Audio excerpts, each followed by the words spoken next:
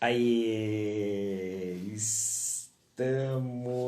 ao vivo. Bate-papo com handbolista. Bate-papo com handbolista. Esse é o nosso novo quadro que nós temos aqui na Handball em Foco. Toda quinta-feira, a gente tem um super convidado aqui, onde a gente vai bater um papo sobre handball, sobre regras, sobre nova tendência. Cara, vai rolar de papo de tudo aqui, meu. Vai rolar papo de tudo, né? E eu já tô avisando você. Ah, Adriana, mas que hora que é? Cara, é quinta-feira à noite, depois das 7h30. Ó, tem uma galera chegando aí, ó. Camila, Dionilton, Marina. E é toda quinta-feira à noite, depois das 7h30, 8 horas. Ah, Adriano, mas por que você não deixa horário fixo, cara? Porque não tem como, velho. Os nossos convidados têm horários, têm agenda. A gente também tem uma agenda aqui, então a gente não tá conseguindo ainda. Mas assim que a gente conseguir encaixar aí direitinho, a gente deixa fixo, beleza?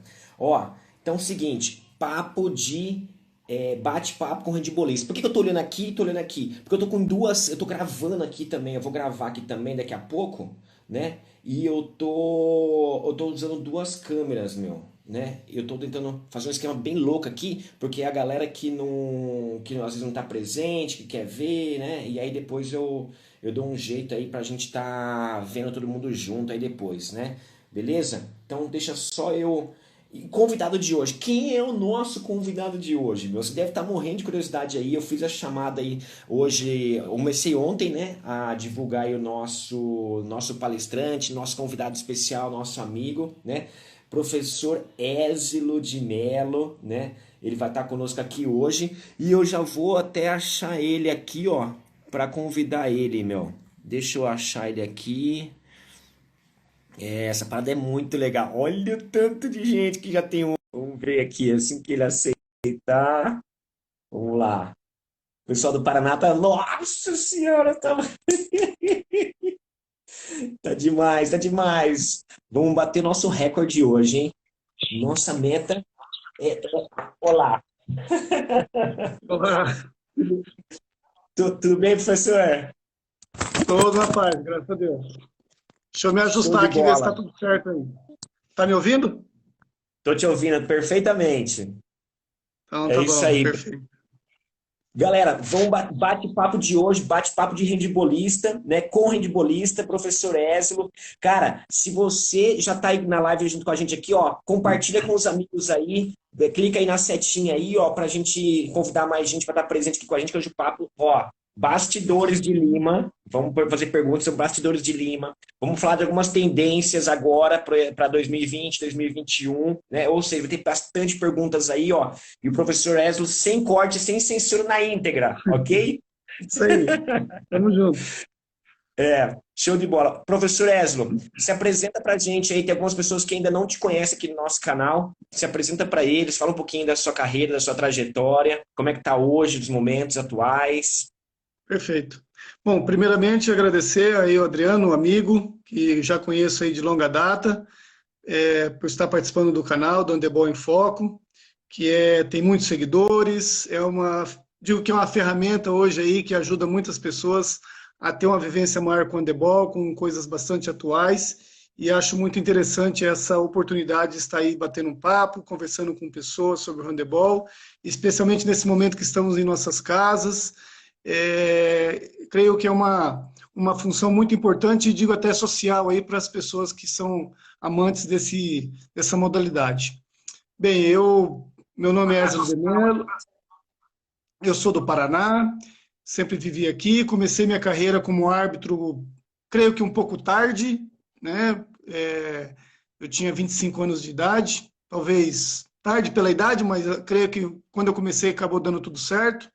E aí fomos crescendo, gostando do que estávamos fazendo. Em 2000 aí começamos junto com meu companheiro Marlos ao projeto aí de chegar à Federação Internacional. Em 2003, efetivamente chegamos à categoria de árbitros internacionais. Atuamos aí por um longo período em todos os eventos que eram possíveis, mundiais, mundiais adulto, feminino foi o nível mais alto que nós trabalhamos.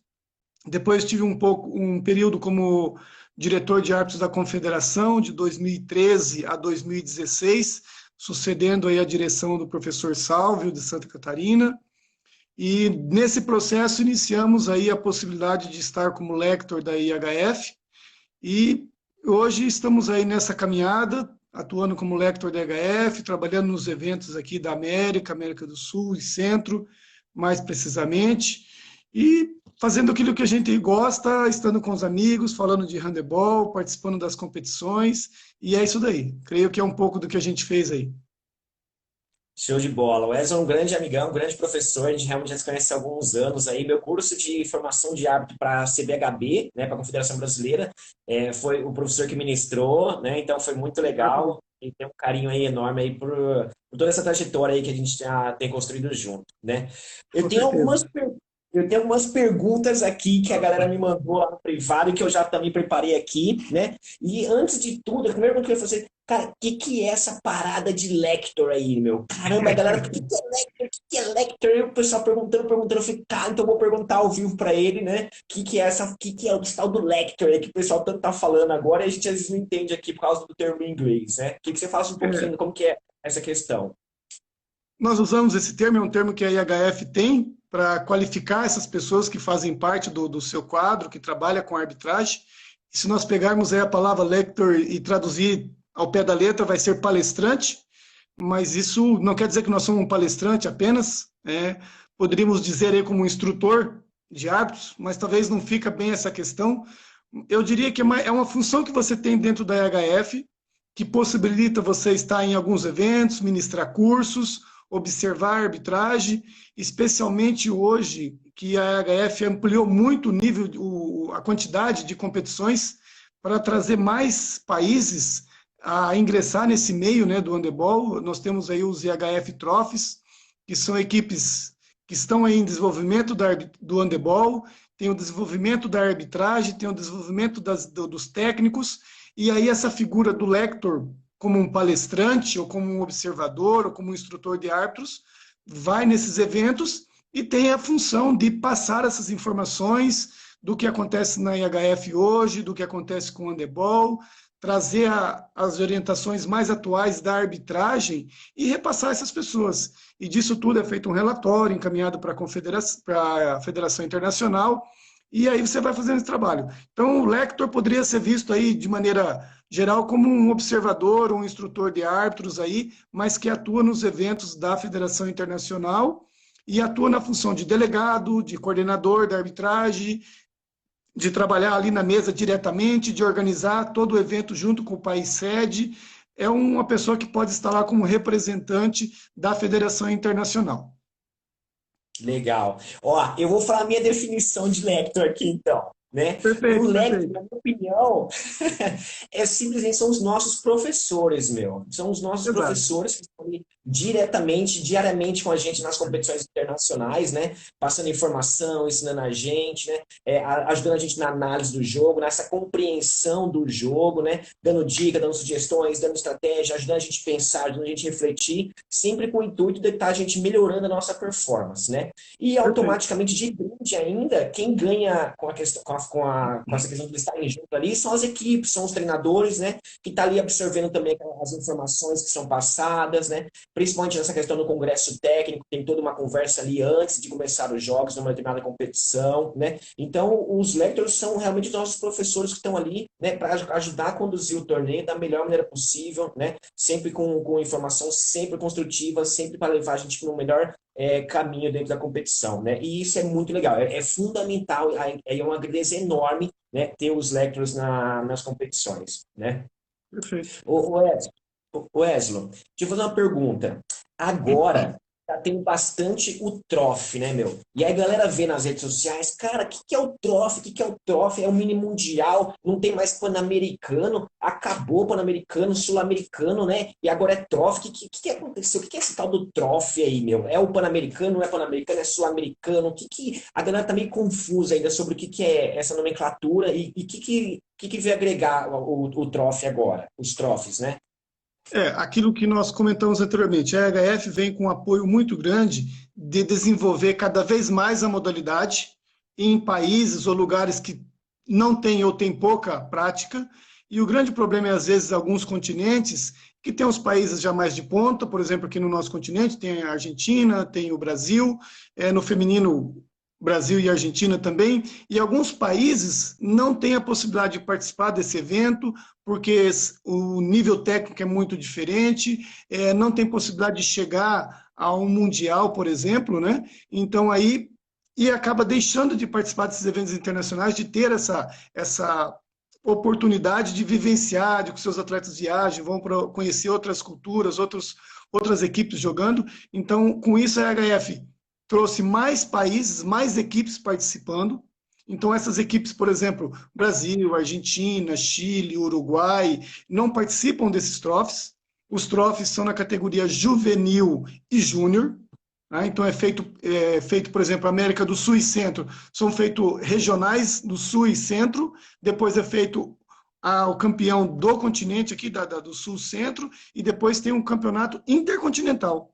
E na categoria Júnior, esses países que participam do intercontinental têm o direito de classificar para um campeonato mundial da sua categoria. Ou seja, países emergentes, digamos assim, que talvez participando de uma classificação aqui do nosso continente com o Brasil, com a Argentina, com o Chile, talvez jamais tivesse essa oportunidade de estar no Mundial.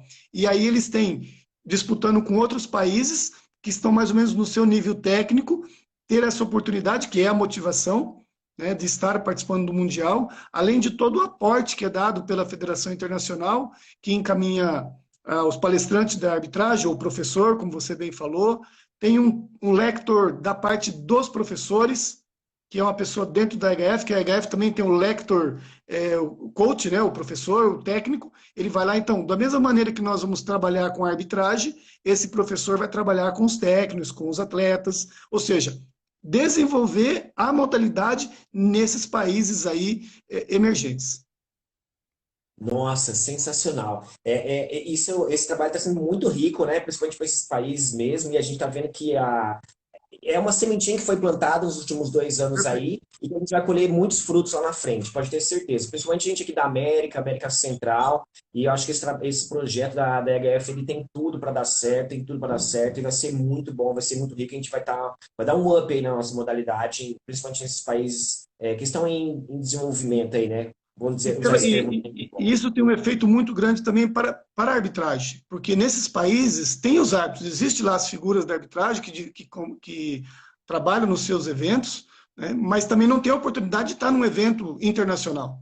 Então, são os países que indicam esses árbitros, juntamente, que se já tem um conhecimento pela comissão da COSCABAL ou não, mas é sempre buscando ali árbitros jovens, árbitros que não têm oportunidade de estar em outros eventos, dificilmente ou raramente nós vamos ver uma dupla internacional nesses eventos, aí talvez as continentais, no Júnior, vai estar participando, mas é oportunizar mesmo que árbitros mais jovens tenham participado desses eventos. Legal. A gente tem que sempre pensar na esfera como um todo, né? Tanto Exatamente. jogadores, treinadores, árbitros, nossos delegados, né? Esse projeto ele é muito rico porque ele engloba todas essas engrenagens, né? Que movem aí o nosso handball, né? Isso é muito bacana. Eslo, tem uma outra pergunta aqui, meu. Manda lá. Como é que foi, né, lá em Lima, cara? Ano passado teve em Lima, né, Pan-Americano aí. Me conta um pouquinho como é que foi essa experiência aí de estar lá em Lima, né? O que você achou do evento? Conta um pouquinho pra gente aí. Não, um evento espetacular, né? Um evento classificatório para a Olimpíada, a energia que as pessoas têm é totalmente diferente de qualquer outro evento blocado só do handebol, né? Então lá você tem todas as modalidades, já começa pelo espetáculo da abertura, mas antes disso, a sensação de você receber a designação é algo que você está esperando, e aí começa tudo isso com antecedência, né? Bem longo, então você vai ajustando todos esses detalhes, e estar no evento realmente é algo que é um evento que acontece a cada 4 anos, então não é todo ano que você vai nesse, eu não vou nesse, eu vou no outro. Não, se eu não for nesse, é daqui a 4 anos, e aí as coisas em 4 anos mudam muito, mas estar em Lima, estar em outro país, conhecer a cultura, conhecer como que é espetacular, E estar nesse evento você tem que estar bem psicologicamente também, estar bem com a sua família, estar bem com o seu trabalho, porque você fica lá 16 dias.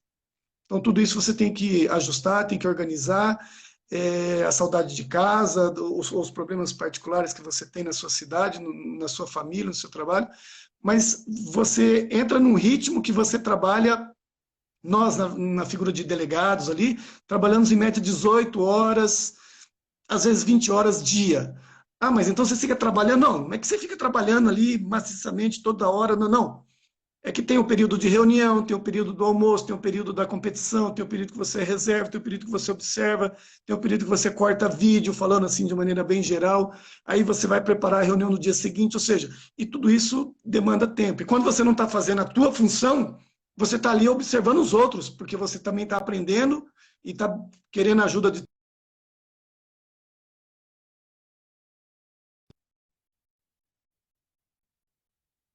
o chefe, que é o representante geral hoje da arbitragem do mundo, que é o Ramon Gadiego, é uma oportunidade ímpar ainda. Por quê? Porque você vai agregar mais conhecimento ao trabalho, que como é todo feito ali, e te dá uma bagagem maior de quando você volta para o seu estado, para o seu país, de retransmitir, de passar essas informações, de passar, por exemplo, essa vivência, essa possibilidade que você está dando aqui, de passar essa vivência que a gente tem. Então, isso é muito importante.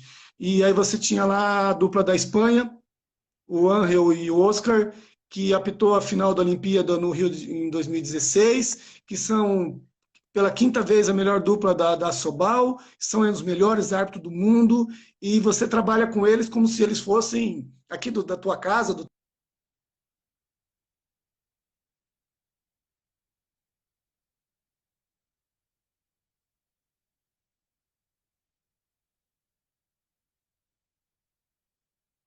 todas as pessoas que estavam ali, entendeu? Aí eu estou falando os nomes, me perdoe quem eu não lembro o nome na hora, mas vivenciando tudo isso ali com o pessoal é muito importante. Outros delegados, outras pessoas, né? Então é uma vivência muito interessante, muito legal, faz muito bem para o nosso ego, para o nosso currículo, não só pelo fato de estar lá, no currículo de você agregar e adquirir conhecimentos aí. Então, se bem que Lima, você não tive muita oportunidade de passeio nem nada, tivemos 16 dias de Lima cinza, né? Não vimos o sol nem um dia, mas era quadra todo dia, das 7 horas da manhã às 22 horas da noite, e das 22 horas, e quadra, e handebol, e bandebol, e só isso. É. Ô Edson, me conta um pouquinho mais para a galera essa questão do delegado, né? A gente sabe que a equipe de arbitragem é formada lá por 5 pessoas, né? Tem os 2 árbitros que estão dentro da quadra, tem um secretário, tem um cronometrista, né? E também tem uma função muito importante que é a função do delegado, né? Aqui no Brasil, particularmente, não são todas as competições que têm a presença do delegado em si, né? E às vezes, em muitas pessoas que seguem o nosso canal aqui, no YouTube ou aqui no Instagram, né? Eles sempre perguntam pra gente, Adriano, cara, eu vejo que vocês falam lá sobre o delegado, cara, o que é esse tal do delegado, meu? É o cara que prende lá na delegacia, o que é? Né? O pessoal sempre faz piadinhas aí, né? Então, me conta, explica para os nossos telespectadores que estão aqui essa questão do delegado. O que ele faz um delegado? Qual que é a importância dele dentro de um jogo, né? E formando a equipe de arbitragem. Podemos dizer que a equipe de arbitragem toda num evento desse é formada aí por 3 delegados oficiais pela IHF ou pela Coscabal. Tem mais as 2 pessoas que trabalham aí locais na função de secretário e cronometrista, que assessora esses 2 delegados. Temos os 2 árbitros, então nós já estamos aí com 5, 7 pessoas. Tem o observador da arbitragem, então nós já temos 8 pessoas.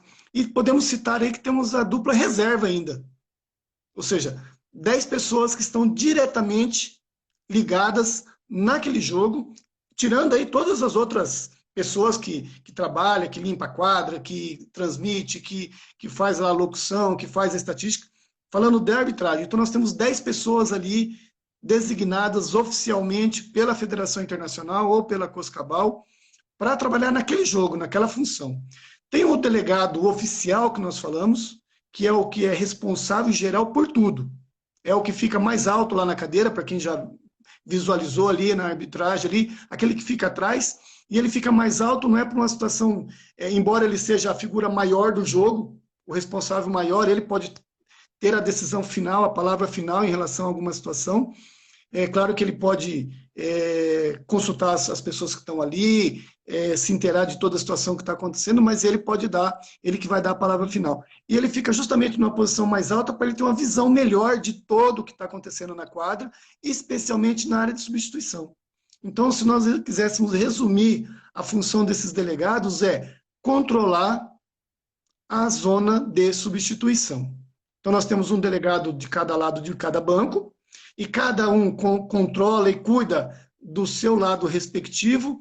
Hoje, com a velocidade que está o handebol, com as trocas constantes que nós temos durante todo o jogo, às vezes nós temos aí situações de a equipe jogar sem goleiro de mais de 40, 50 vezes no jogo. Ou seja, são 40, 50 trocas muito rápidas, num momento muito pequeno ali da posição, se está correto ou não, e o delegado tem que estar muito atento ali.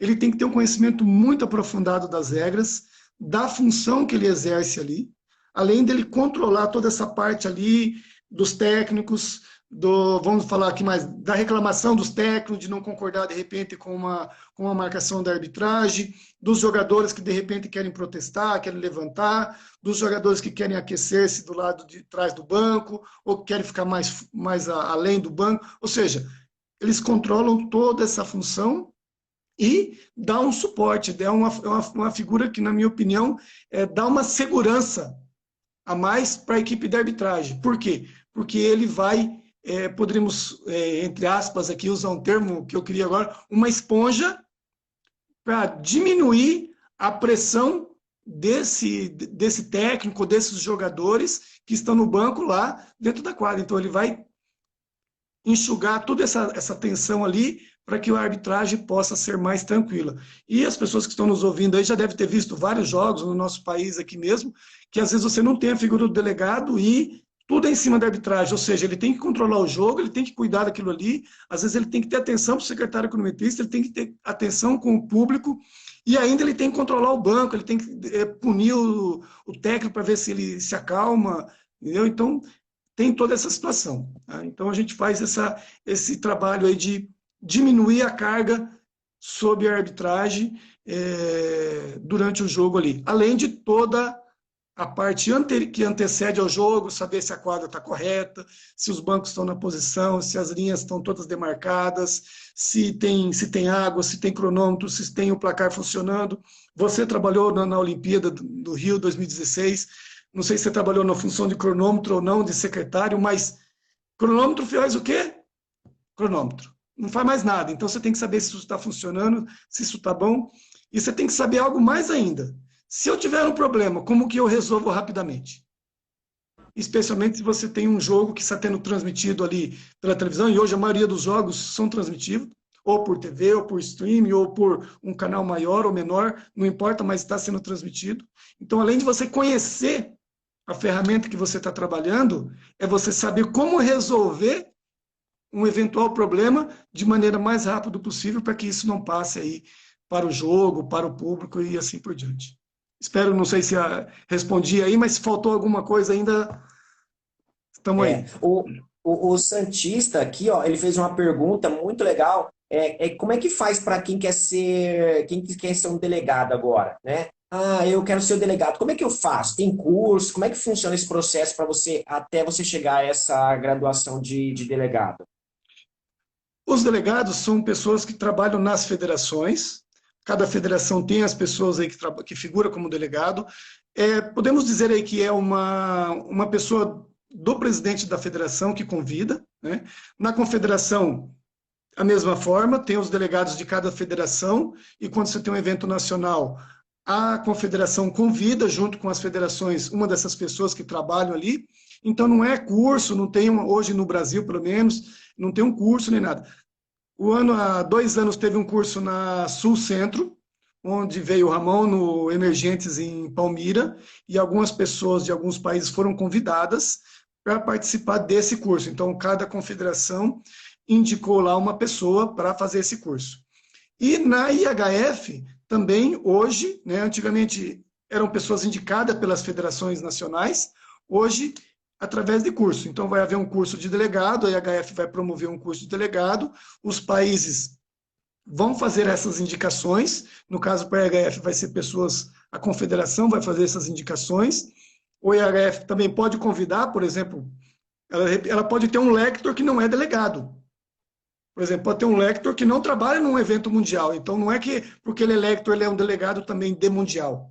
Hoje, a Federação Internacional criou essa possibilidade de curso, justamente para quê? Para ser mais transparente, para saber exatamente quais são as pessoas que estão lá participando, ou tendo a escala de delegado. Ela fez um curso, ela fez prova, ela tem o idioma, né, o inglês, ela sabe se expressar, se comunicar, então, quer dizer, não é algo que, ao bel prazer, alguém vai lá e, eu quero porque eu gosto daquela pessoa, não. Você passa hoje por uma série de bateria de provas, de testes, e, falando de tendência, aí me permite já, no futuro nós vamos ter um catálogo, a exemplo que nós temos dos árbitros, nós vamos ter um catálogo de questões para delegados, ou seja, cada vez mais essa figura vai ter esse aporte de curso, de estar preparado. Por quê?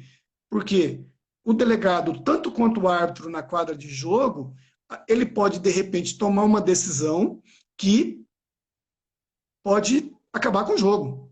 Entendeu? Por quê? Porque hoje, cada vez mais, tem situações da área de substituição e que é dirigida pelos delegados, que é organizada pelos delegados ali. Então, ele tem que ter o conhecimento realmente dessa função. E para chegar em HF, você vai ter que ter o idioma inglês. Normalmente, você vai ter que ter aí, hoje, talvez, as pessoas que trabalhou já na HF como árbitros internacionais, né, ou trabalhou nos continentes como delegado, e aí é participar de um curso.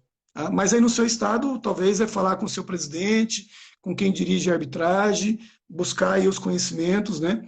Nós fizemos uma palestra semana passada pela Coscabal e aqui para o Brasil sobre as funções de delegado, né, 1h30 mais ou menos. Eu tenho essa palestra aí, a gente pode até disponibilizar, está no meu YouTube lá, para as pessoas terem o conhecimento de... E lá a gente fala um pouco mais geral, não tudo, mas fala de um pouco mais geral da função do delegado.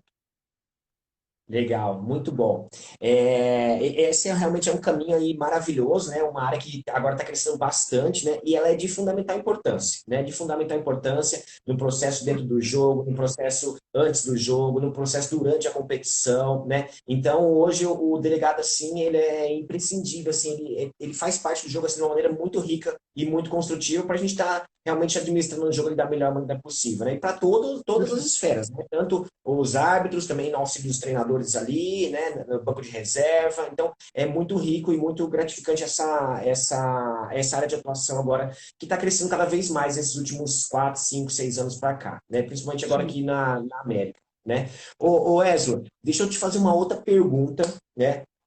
Que gerou uma super polêmica aqui no Brasil.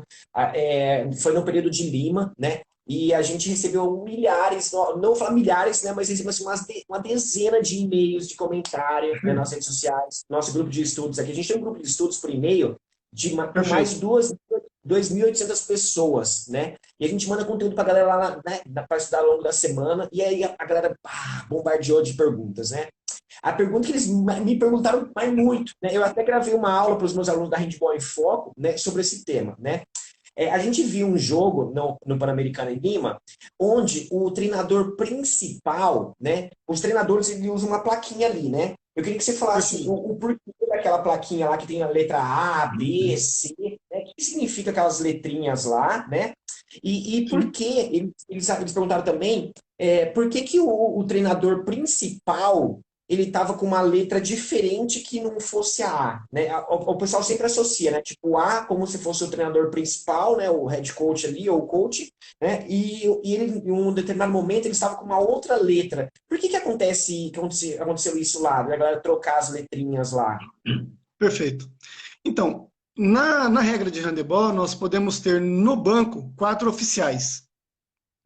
E esses oficiais são identificados pelas letras A, B, C e D. Ok? Quem pode dirigir a equipe ali? Dar as instruções, fazer a função de técnico? Qualquer um destes. Então não importa se ele está com a A, com a B, com a C ou com a D. Tá? Então, se o D está em pé, dando instrução, orientando a equipe e os outros oficiais estão sentados, perfeito. Por quê? Na zona de substituição eu posso ter apenas um em pé para gerenciar toda a equipe dele. Então, não importa se é o A, se é o B, se é o C e se é o D. Tá? Então, bem claro isso. Qualquer dos oficiais ali pode estar em pé e orientar a sua equipe.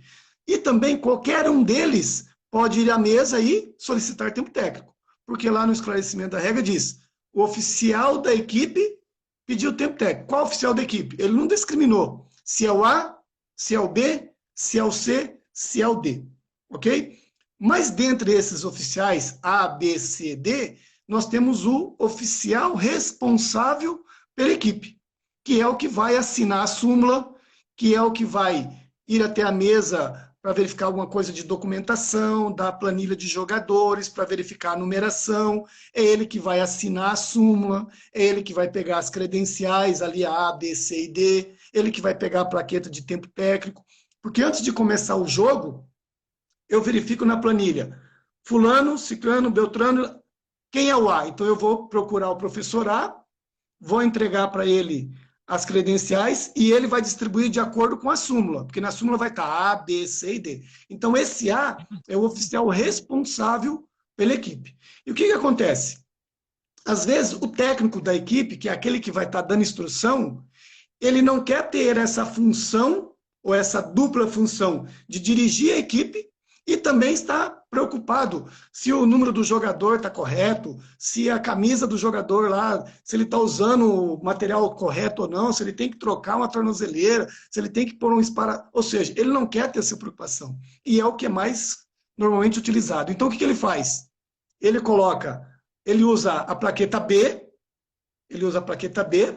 oficial de equipe, como nós já falamos anteriormente, não importa que letra que ele use para orientar a equipe, e oficial A seria ou o supervisor, ou o responsável maior da equipe ali dentro do jogo, que vai cuidar de toda essa questão administrativa, digamos assim.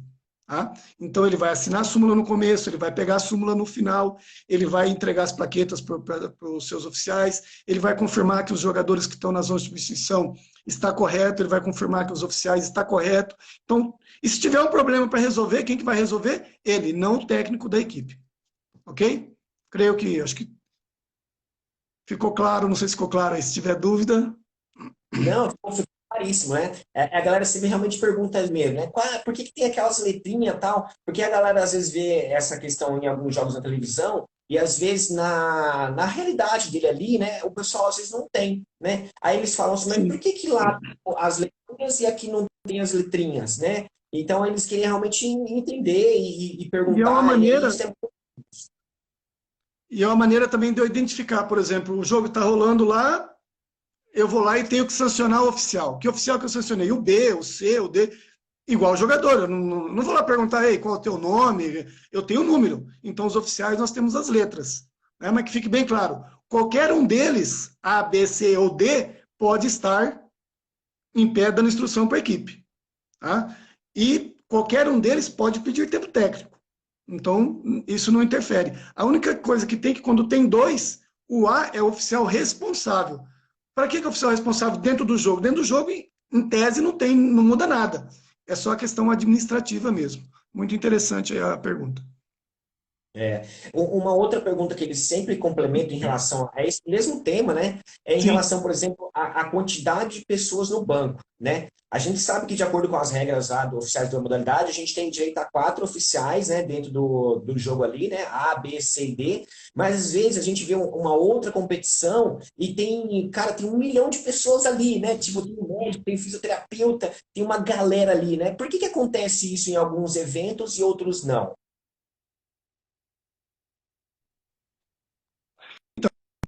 A regra em si estabelece isso aí. Você tem lá 14 jogadores, 4 oficiais da equipe. As federações podem aumentar o número de jogadores para 16. Como é o regulamento dela, se ela quiser diminuir também, algum evento específico, ela pode diminuir também. Mas a EHF, nos eventos dela, trabalha com 16 e a regra tem 4 oficiais. Se uma federação, um evento, quiser colocar que tenha 6, embora eu nunca tenha visto, né? tenha 6, ela pode estabelecer um regulamento específico dela. Em eventos oficiais pela Federação Internacional, ou que é segundo as regras da Federação Internacional, nós vamos ter 4 oficiais e 16 jogadores ali no jogo. Tá? O que pode, às vezes, acontecer é de que tem alguém a mais ali, não se verificou, ele está irregular e não poderia ser dessa maneira. Né? Mas, em princípio, via de regra, e o que acontece nos eventos internacionais, é 4 oficiais. O que pode acontecer, às vezes, é você poder escrever, porque hoje você pode escrever até 35 jogadores numa lista larga, digamos assim.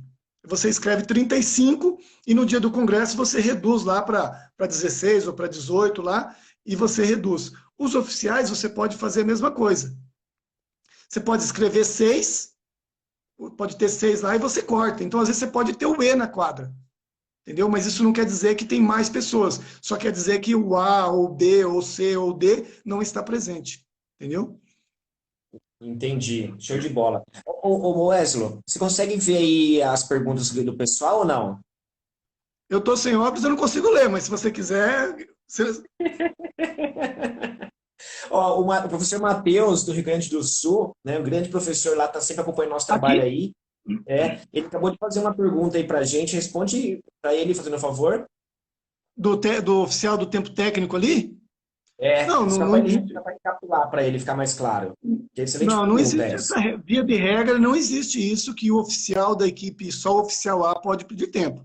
Se nós pegarmos lá a regra lá, e é isso que é a base nossa, tá? Salvo se em algum lugar, alguma federação disser que é dessa maneira, mas nunca vi isso, tá?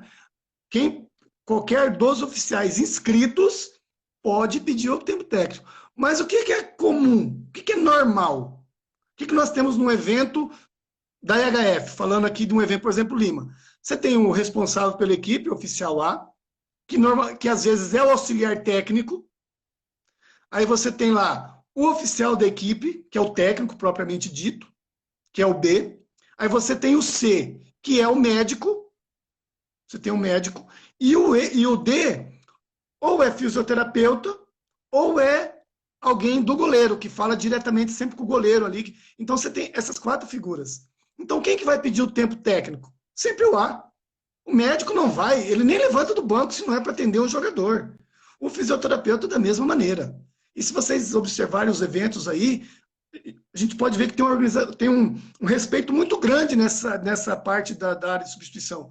Dificilmente, salvo em algumas situações, nos jogos mais quentes, digamos assim, as pessoas respeitam, ficam sentadas, realmente tem um fair play, ele tem um respeito, uma conduta correta no banco. Então, o médico, o que ele faz? Atende o jogador. Fisioterapeuta, o que ele faz? Atende o jogador. Ou lá o goleiro, ou lá o pessoa que fala, que tem aquela figura lá que às vezes, talvez você pode, já adiantando, às vezes nós temos ali no banco, mas pode ficar 2 pessoas em pé, eu vejo, às vezes sim, por quê? Porque às vezes eu tenho o técnico organizando uma substituição aqui, e o goleiro, quando a equipe dele vai para o ataque, ou ele vem tomar uma água, ou ele vem tirar alguma informação, ou com o oficial da equipe, ou até com o seu companheiro da equipe, outro goleiro. Então, esse pequeno espaço de tempo ali é permitido que o goleiro venha até a lateral da quadra, toma água, alguma coisa, e troca ali uma informação com o preparador de goleiro ou com um dos oficiais. Isso é permitido aí durante o jogo, desde que não tenha exagero, à frente do banco de suplentes ali. Não é o cara que sai do banco e vai até a linha de fundo, não. O goleiro vem ali e às vezes tem equipes que faz isso todos os ataques. Por quê? Porque é o jogador que está arremessando, onde ele está arremessando, essas questões aí mais técnicas do jogo, né? Que aí não vou entrar nesses detalhes aí. Mas isso é permitido também. Show. Ainda aproveitando esse gancho ainda que você falou, tem uma pergunta aqui em relação aos tempos técnicos, né? Que os treinadores têm direito, né? A gente já sabe agora que teve uma mudança recentemente e agora os treinadores eles têm direito a 3 tempos técnicos ao longo do jogo, né? Mas tem algumas regrinhas específicas em relação a essa questão da a quantidade que ele pode pedir no tempo, se ele pode pedir a qualquer momento do jogo. Como é que funciona essa questão do tempo técnico para os oficiais, os treinadores das equipes? Perfeito. Bom, primeiro, o tempo técnico, para você pedir o tempo técnico, você tem que ter a posse de bola. Tá? seja a bola em jogo lá, desenvolvimento do jogo normal, ou a bola parada, por um tiro de lateral, um tiro de saída, um tiro de meta. A equipe tem que ter posse de bola. Qualquer um dos oficiais entrega a plaqueta para o delegado, ou a pessoa que está mais próxima ali, e nós só vamos conceder o tempo, apitar, quando ele efetivamente entregar a plaqueta ou colocar sobre a mesa. Não é porque ele passa a linha dele lá, está chegando perto do banco, que eu tenho que apitar. Não, é quando ele entrega a plaqueta na mão ou coloca sobre a mesa. Colocou sobre a mesa, o delegado vai apitar, considerando que a equipe tenha posse de bola e possa pedir o tempo. Ele vai apitar. Quem que autoriza o tempo técnico? Fica a pergunta, quem que autoriza o tempo técnico? O delegado que levanta a plaqueta? Não. Quem autoriza o tempo técnico é o árbitro. O delegado ou o secretário cronometrista ali apita e mostra para os árbitros que houve uma solicitação. Os árbitros não precisam fazer o gesto de time out, não precisa dar 3 silvos de apito para parar o tempo. Por quê? Porque no momento que o delegado apitou, ele também parou o tempo.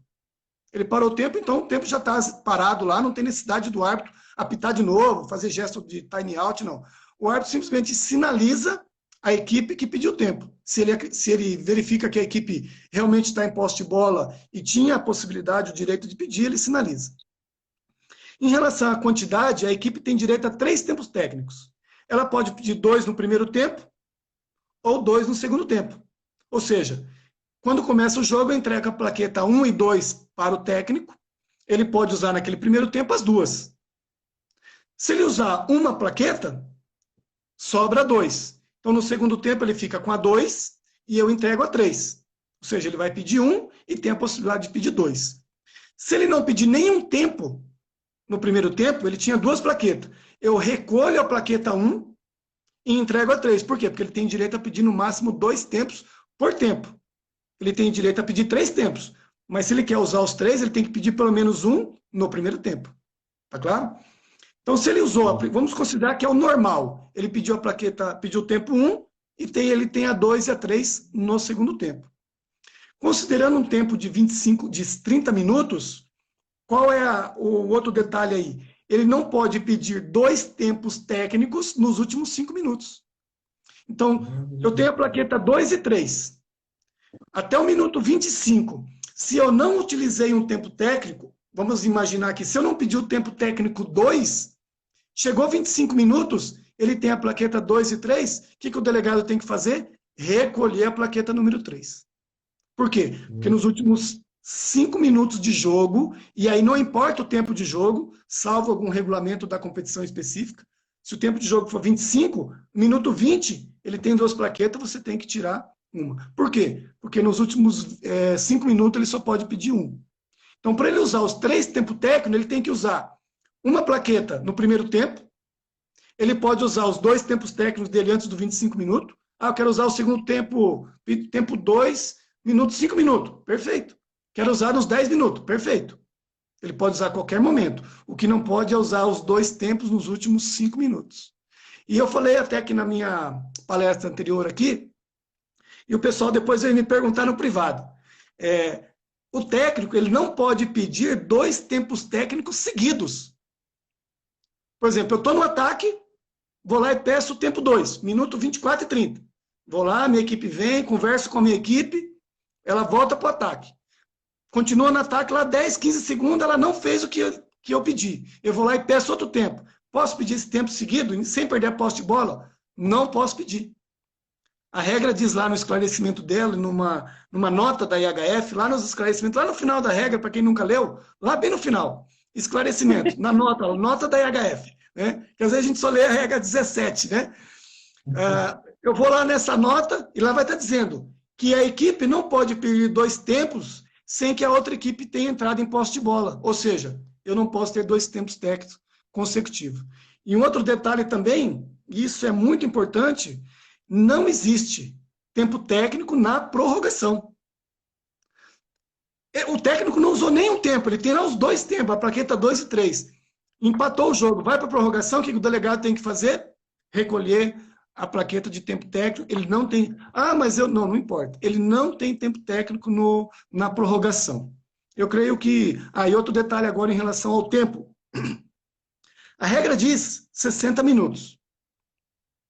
não quer dizer que ele tenha 60 minutos de conversa.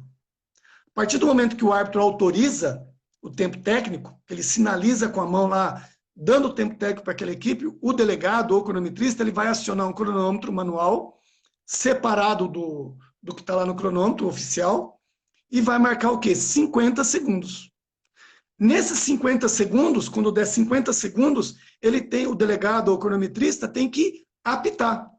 Para quê? Esse primeiro apito é para que as equipes saibam que tem 10 segundos para elas retornarem para a quadra de jogo, se posicionar, a equipe, os técnicos ou quem está dentro da quadra, sair da quadra de jogo, estar no seu banco de suplente, para a hora que der os 60 segundos, o delegado ou secretário comitista vai apitar novamente, 60 segundos. E aí terminou o tempo técnico e, em tese, as equipes aí deveriam estar prontas para que a arbitragem comece e reinicie o jogo. Entendi. Show de Seria isso daí.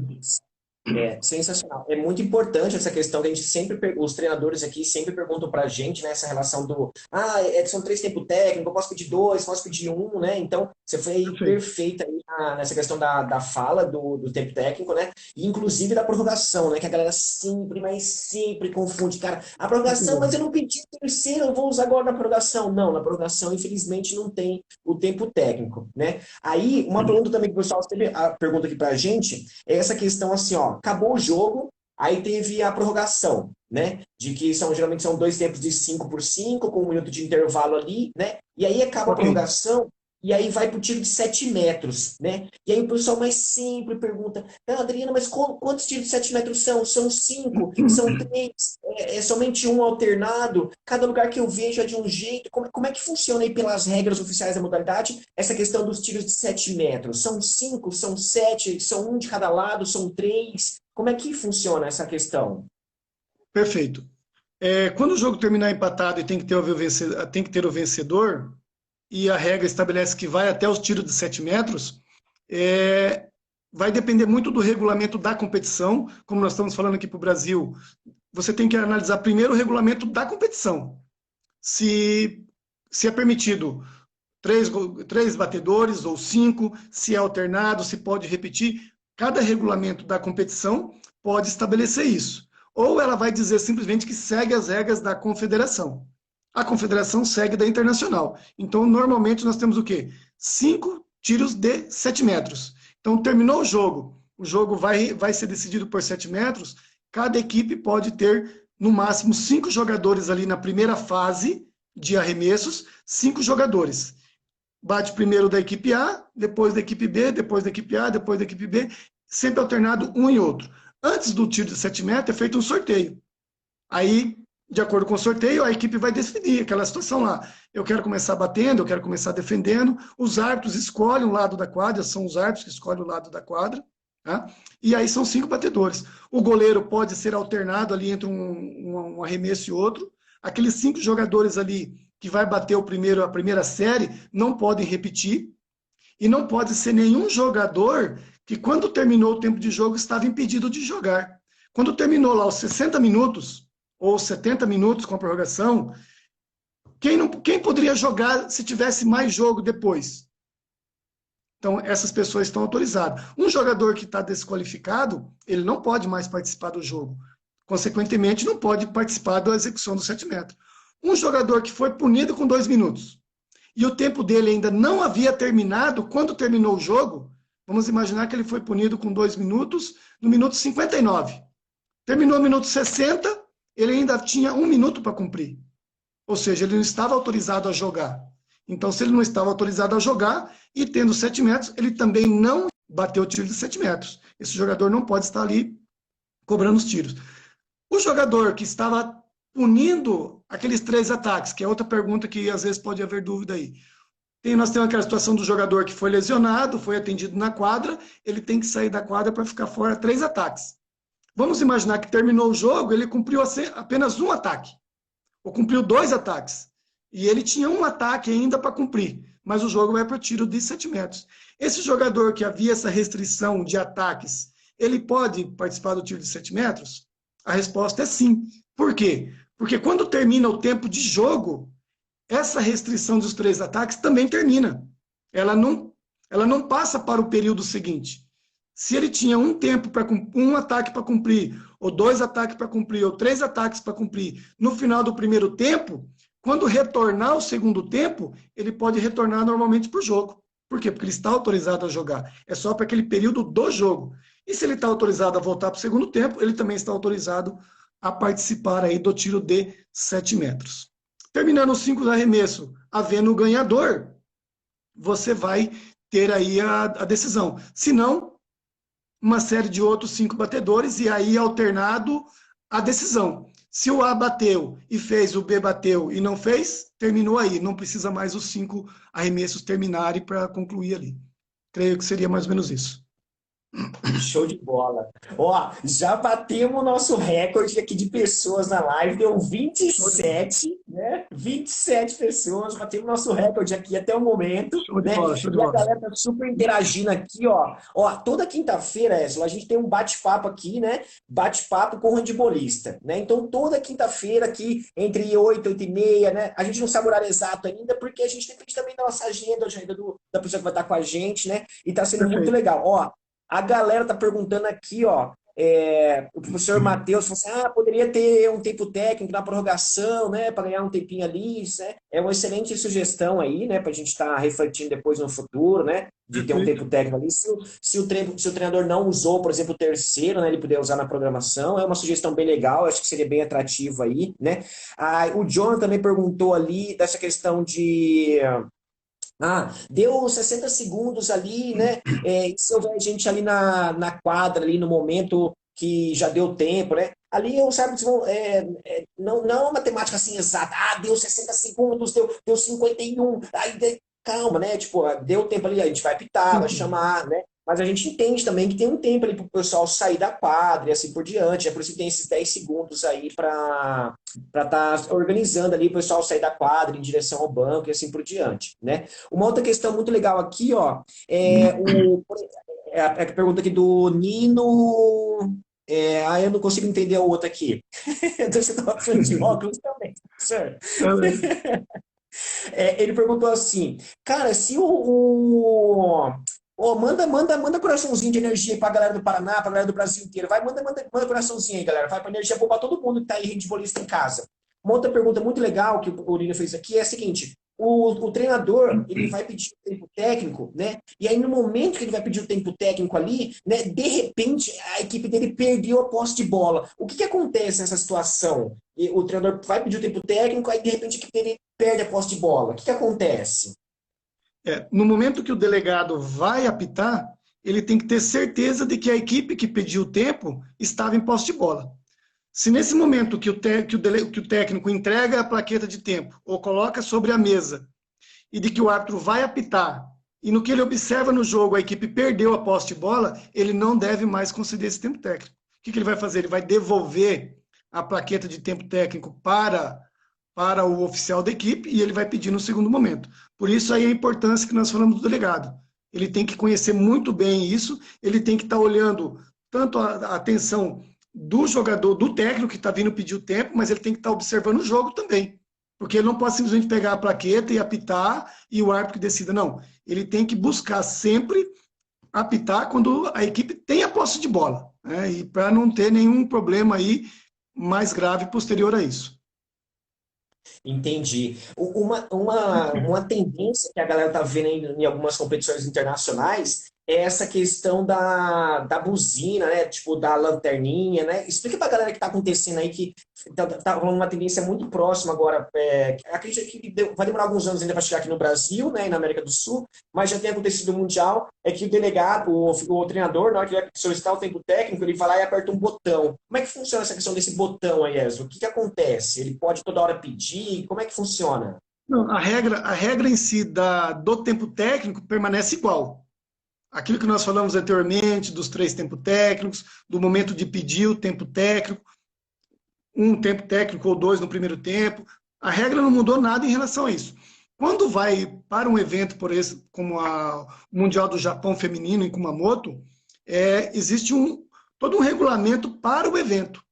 E ali nessa regulamentação foi utilizado essa situação do pedido de tempo técnico através do sinal sonoro pelo oficial. Então, no momento que ele está em posse de bola, no lugar dele levar a plaqueta até a mesa, ele toca essa sirene e vai acionar já essa sirene lá no ginásio, automaticamente esses detalhes eu não tenho certeza de como foi, mas eu acredito que já deve estar associado com o placar, com o cronômetro, que vai paralisar o tempo ali tudo, justamente para não haver nenhum prejuízo ali. Então, aí a questão dos técnicos entenderem muito bem essa questão também, do momento que ele pode pedir o tempo, que ele tem que estar em posse de bola, e aí qualquer situação que for contrário ali a essa regulamentação específica para o Mundial do Japão, vai ser punido lá o técnico que, de repente, ele não pode ir lá simplesmente, eu vou apitar só porque a outra equipe está em posse de bola no contra-ataque, eu vou lá e aperto aqui a buzina para parar o jogo. Tem punições severas aí para essa situação. Tá? É uma ferramenta a mais que nós vamos tendo aí. A exemplo, falando em questão novas, aí no Mundial do Japão agora, aquela contagem do número de passes no jogo passivo era disponibilizada no placar eletrônico. Não é oficial, porque a oficial é por parte dos árbitros, né? Cabe a eles, não é porque lá está 6 que o árbitro tem que ser 6, o árbitro pode estar 5, pode estar 7, mas era só para um título de informação, para a gente ver como está aí a questão da tecnologia, da informação que está tendo a nossa modalidade aí, cada vez mais e melhor. Mais melhor. E tudo isso vai agregar a modalidade, vai agregar o espetáculo, as pessoas vão estar melhor informadas, elas vão estar realmente entendendo, né, o que está acontecendo no jogo, e ainda mais agora com essa questão da intensidade que o jogo está, né? O jogo está cada vez mais rápido, mais dinâmico, o tiro de saída sendo executado muitas vezes rapidamente, então a equipe acabou de fazer um gol, não dá tempo nem de comemorar, a outra equipe já está fazendo outro gol ali, e a galera fala assim, cara, mas quanto é que tá? Então essa questão do placar, essa questão da interatividade, é muito legal, que deixa a galera mais ciente do que está realmente acontecendo aí dentro do espetáculo, né? E isso agrega muito a nossa modalidade, né? Para a gente, uma pergunta que a galera sempre pergunta aqui para a gente é essa questão do VAR, né, meu? Ó, batemos 29 pessoas tá vendo com a gente, show de bola. Encaminha pra galera aí, meu, encaminha aí pra galera, handbolista, se você é handbolista, gosta de handball mesmo, tá em casa aí, ó, com a gente, encaminha pra galera aí, vamos bater 30, vai. O Nossa papo meta tá é legal, 30, deu 29. o papo tá legal. Olha só, o VAR, meu, essa parada do VAR, quando que pede o VAR, quando é que não pede, o árbitro, qualquer momento ele pode pedir, como que tá sendo essa questão do VAR aí, o que você acha? Então, essa é uma questão ainda que está sendo bem discutida, já foi tentado utilizar na Dinamarca, depois não utilizou, algumas questões, alguns problemas e tal, e aí mudou um pouquinho, que é o video proof que nós temos na IHF, né? Que antigamente havia um delegado lá, uma outra pessoa na figura lá visualizando o vídeo, e quando ele identificava alguma situação, ele chamava a atenção dos árbitros. Então hoje mudou um pouco isso. Os árbitros, se tem uma situação ali, eles visualizam esse aparelho lá, eles visualizam novamente a imagem, né? E aí eles tomam a decisão, para justamente não ter a interferência de uma outra pessoa na decisão do árbitro. E aí tem as situações mais utilizada também, que é da zona de substituição. Então, existe uma câmera ali focando, justamente por quê? Porque como essa questão da substituição que nós já falamos é muito veloz e acontece muitas vezes, fatalmente pode ter uma situação de dúvida. Se foi correta, se não foi correta, se o jogador já havia deixado a quadra, não havia deixado, se o outro entrou antes, não, entendeu? Então, aí existe uma câmera justamente ali, nessa linha, justamente para que a decisão do delegado seja a mais fidedigna possível do que realmente aconteceu. Né? Então tem isso daí. Normalmente nesses eventos de alto nível, falando aqui do adulto, existe mais ou menos 18 câmeras dentro do ginásio que estão monitorando tudo isso. E aí situações de um blue card, de uma situação que de repente leva a uma decisão mais severa dentro do jogo, aí os árbitros podem utilizar essa situação do video proof. Mas eu acredito que cada vez mais vai estar melhorando essa questão aí da tecnologia, justamente para que o handebol fique mais justo, mais limpo e as decisões sejam mais claras para todo mundo aí, para deixar de ter algumas injustiças, digamos assim. Legal. Eslo, faltam 15 segundos para acabar a nossa live, né? Ela vai encerrar aqui e aí a gente volta de novo. Tem 22 pessoas aqui com a gente. Cara, não sai, a gente vai voltar de novo logo em seguida para a gente fazer as nossas considerações finais aí, beleza? Então, fica com a gente aqui, vai acabar agora e... Aê! Voltamos! Vamos esperar a galera entrar aí de novo, né? A gente estava ao vivo, deu o tempo lá. Aqui no Instagram a live ela dura 60 minutos, né? 60 minutos. E aí, ela corta, é automático, beleza? Não é a gente aqui, não, realmente a live que no Instagram ela tem essa duração de 60 minutos, beleza? Então, só deixa o Wesley se conectar aqui de novo novamente, que a gente vai voltar aqui e fazer as considerações, as considerações finais aqui de hoje mesmo, né, desse bate-papo. Toda quinta-feira a gente tem um bate-papo com o handbolista, beleza? Toda quinta-feira nós temos um bate-papo com o handbolista, onde a gente traz algum convidado aqui para a gente bater um papo, né, sobre diversos temas, diversos tópicos aí, né, 10 da regra, aspectos técnicos e táticos do jogo. Então a gente tem essa interação, é muito rica, né? É muito legal. Show de bola. Wesley, ó, voltamos, batemos nosso recorde, deu 29 pessoas, né? É o nosso recorde, 29 pessoas ali com a gente. Tivemos várias perguntas, eu estou em duas câmeras, estou aqui, né? E tivemos várias perguntas aqui, o pessoal do Brasil inteiro mandou.